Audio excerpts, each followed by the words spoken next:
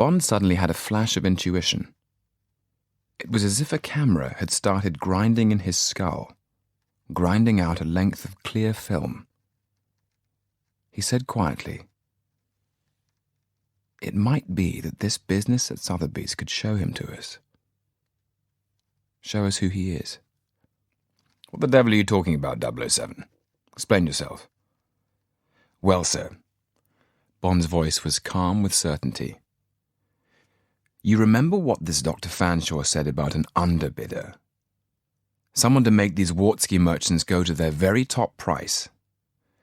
If the Russians don't seem to know or care very much about Faberge, as Dr. Fanshawe says, they may have no very clear idea what this thing's really worth.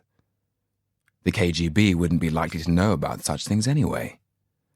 They may imagine it's only worth its break-up value, say, £10,000 or £20,000 for the emerald. Now, that sort of sum would make more sense than the small fortune the girl's going to get if Dr. Fanshawe's right. Well, if the resident director is the only man who knows about this girl, he will be the only man who knows she's been paid. So he'll be the underbidder. He'll be sent to Sotheby's and told to push the sale through the roof, I'm certain of it, so we'll be able to identify him and we'll have enough on him to have him sent home. He just won't know what's hit him, nor will the KGB. If I can go to the sale and bowl him out, and we've got the place covered with cameras and the auction records, we can get the FO to declare him persona non grata inside a week, and resident directors don't grow on trees. It may be months before the KGB can appoint a replacement." M said thoughtfully, "Perhaps you've got something there." He swiveled his chair around and gazed out of the big window towards the jagged skyline of London. Finally, he said, over his shoulder, "All right, 007. Go and see the Chief of Staff and set the machinery up. I'll square things with 5.